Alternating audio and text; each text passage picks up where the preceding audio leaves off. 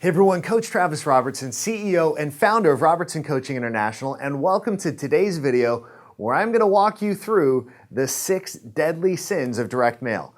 Now, if you're doing direct mail and you fall into any of these categories, if you're doing any of these sins, I know why it's not working. You don't have to tell me it's not working. I already know it's not working because people, well-intentioned people who want to do direct mail, and I love direct mail. I think it's a phenomenal strategy when it's done correctly. But if you violate the rules of great direct mail, it will stop working and you're going to spend a lot of money for a lot of frustration and not a lot of results. So I'm going to walk you through these sins. In fact, we're going to take a look at some example postcards at the end so you can see what works, and we've got some great downloads, great giveaways for you at the end. So make sure you hang out all the way to the end, and we're going to give you some sample webinar or some sample postcards, some sample things that you can take a look at for your business. All right, so let's move on. Deadly sin number 1, having multiple calls to action or CTAs.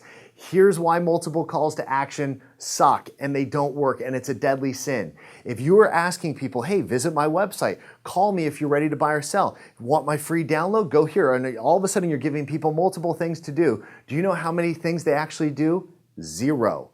When you have 1 call to action, people take action. When you go to 2 calls to action, 0 people take action because they have to think, and it becomes too hard for them to figure out what to do. So you want 1 call to action on a direct mail piece because attention is so short, so quick. You only have time to ask them to do 1 thing. Make it clear what you want them to do. More than 1 CTA means no results whatsoever. Deadly sin number 2, cramming too much onto a postcard.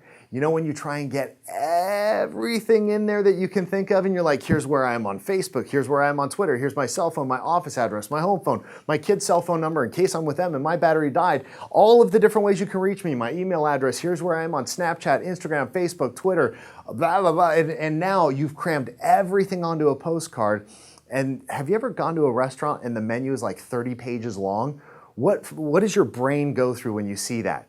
You get frustrated, like that's too many things, too many options, too many, like it's way too much, and your brain starts to shut down because it's too much input. Think of a quality Apple ad. Have you ever noticed the Apple ads? What are they? Lots of white space, minimal text, minimal photos, very clean, very simple to see what you are supposed to look at, see the message that they want you to know, and then that's it. It's very clean, lots of space, lots of white space. Do not put too much on the postcard. Less is more, you guys. Number 3, designing the postcard yourself. Now, here's why this is a deadly sin. Very simply, you suck at design. You are not a designer. You are a salesperson. Word, Microsoft Word, is a terrible platform to try and design your postcards. If you design your postcards yourself, I already know why they're not working, because they're ugly and they don't work and people don't respond to it. They don't represent your brand well. You need to hire a professional to design your postcards. Don't you do it. You let professionals do what they do, and you go do what you do best, which is sell houses.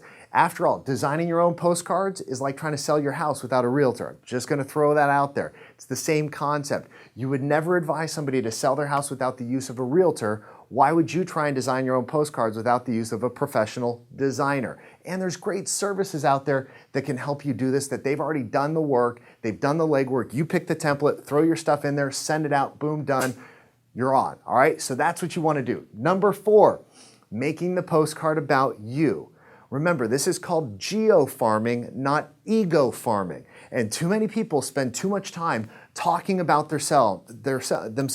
I'm the #1 agent in this market, in this county, under 6'3", weighing 180 pounds or less, with brown hair, blue eyes, and who loves dogs and cats. And it's like, people don't freaking care. They don't care if you're #1. They care if you can help them and treat them like they're #1. They don't care if you're #1. They care that you think they're #1.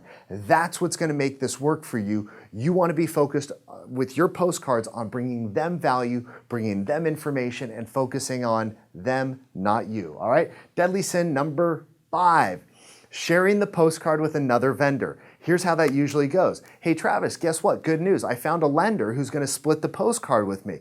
They're going to take one side. I'm going to take the other side. So I cut my cost in half. We can hit twice as many people, or I just bring my cost basis down to half and I get to send it out and I get to save money. And I say, good news. You just saved money.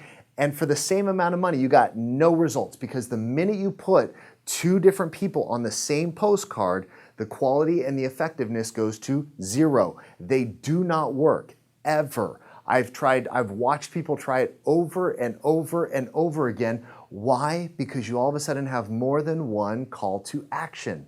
On one side is your mortgage partner, on the other side is you. They don't know who to call, they don't know who to reach out to, and therefore they reach out to nobody. So the fastest way to save money on a crappy campaign is to split it with somebody else so that neither of you get results. Congratulations. Not a good plan, not the way that you want to go. Deadly sin number 6, mailing less than 2 times a month for the first 2 to 3 years.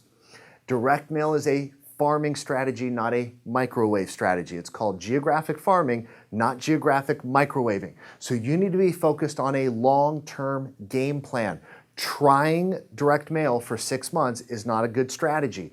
Being willing to go in, all in for 2 years, 3 years to make it work at a high level, that's what the pros do, and they mail twice a month for the first 2 to 3 years, and then you can start backing it off a little bit if you want to. But a lot of people keep going and they keep expanding their farm if that's what they want to do. So just keep mailing, especially in the beginning.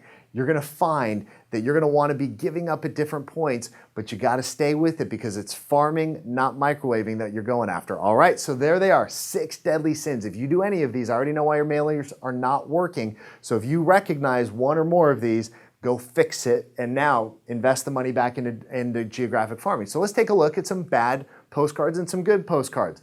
Bad postcard. Why is this bad? Well, for a lot of reasons, actually. I mean, let's be honest. My brain hates this. My eyes hate this. I think it's ugly and I think it's terrible. But here's why it doesn't work. Number 1, way too much stuff on it. Number 2, make my faucets work well again. Really? Like if I wanted my faucets to work well, I'm pretty sure I'm not going to consult a postcard. I'll probably call a plumber. And so this is not helpful to me. I don't really care. It's going to go in the trash. There's too much text on here. I'm not going to read it. Then on the back, I have save money and enjoy your home more. Call me when you're ready to buy or sell. Visit my website for this for local community information. Here's my office. Here's my cell. Here's my email address. Here's my address. Here's everything you could possibly ever want to know about me. And I'm like, next, trash. Way too much stuff. People aren't going to respond to it. I guarantee this gets 0 results ever. Now, what works? Things like this. Here's an example of a nicely designed postcard.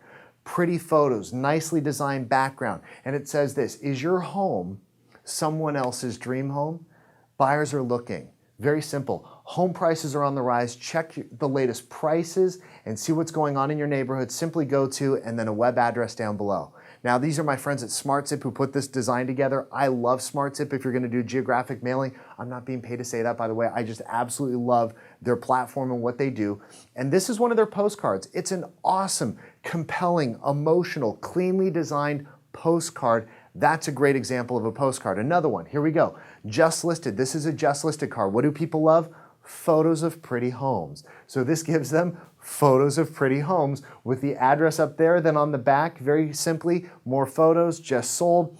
Here's where you can find out the activity or the value of your home. Go to this web address. Very simple, single call to action, nice pretty photos that capture attention, get me to watch it or pay attention to it, not have to read it. And now I know exactly what I'm supposed to do. Very simple things that you can do in your designs, in your postcards, and you can see the difference between this and this and this. It's night and day, and it means night and day, dollars in your pocket type of results, all right? So here's your next action step. We have put together a postcard packet for you. It shows you sample postcards, what works, so that you can get some different ideas. Also, I want you to now review your postcards for any of these deadly sins. If you're doing direct mail, look for these deadly sins. By the way, if you tried direct mail in the past and you're like, it doesn't work and you quit, go back and look at that direct mail, and I guarantee it violated one or more of these deadly sins, and that's why it didn't work. Register for our lead generation webinar. We have an upcoming lead generation webinar. Register for it. We walk you through strategy after strategy to generate high volumes of high quality leads that you can use in your business. And join us for one of our live events. We are adding more dates, more locations. We would love to see you live at one of our events. You can come out. Registration is open, so go visit our website. Click on the link below. It'll take you over there. You can see what events are coming up. And then don't forget, reserve your free coaching session. We can help. Hop on the phone with one of our coaches, have them review your postcards and say, hey, why do you think it's not working? They'll tell you, they'll be honest with you. We can show you how we can help you make more money, have more time, and enjoy your business and your life more. So in the meantime, you guys, thank you so much for joining me today. I appreciate you so much. And if you believe in yourself half as much as I believe in you, you have an amazing life, amazing career, amazing business ahead, and it is a deep honor to serve you in this capacity and any capacity we get to serve you. So thank you so much, and I will see you in the next video. Take care.